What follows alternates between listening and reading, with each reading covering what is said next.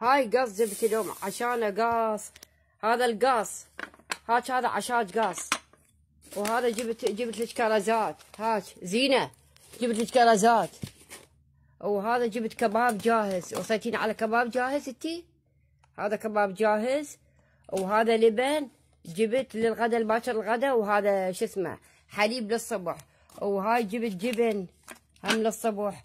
وجبت زنود الست. الله شلون زنود الست تخبل زنود الست شلون؟ جبن كيري هسه يمكن عندنا بالثلاجة يعني ما تحبين هذا الجبن. وهذا زنود الست اشتريت الكيلو ب7 والله. شلون حلويات ومعجنات. شو اسمها هاي الحلويات ما كاتبين الاسم. زنود الست جبت. وجبت جبن للصبح. وجبت كباب جاهز ولبن. ها اي على روح ابويا جبت اليوم السنه مالته البارحه العفو السنه مالته 17/1 على روح ابويا جبت. اريد اوزع على روح ابويا الله يرحمه.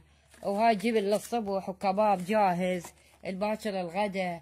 وهذا لبن للغدا وحليب للريوق. وجبت شويه كرزات الزينه. هاي كرزات بالكيس. وهاي عشاء لنا لفه الي ولفه هاي. والشاي حضرتي الشاي؟ حضرتي الشاي؟ وينك؟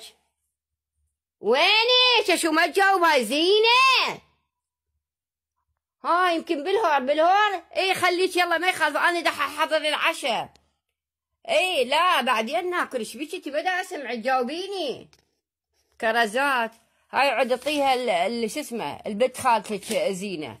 اقول لك حنان انطيها البنت خالتك زين. وجبت هاي زنود الست وجبن وكباب وحليب ولبن. وهذا عشاء لفه الي ولفه زينة. زينة هاي شو ما تجاوب هاي ليش؟ شلون زنود الست كله مبروش لوز وجوز. الله شنو هاي حارة تشوح.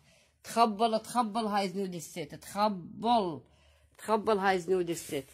الله شنو هاي زنود الست.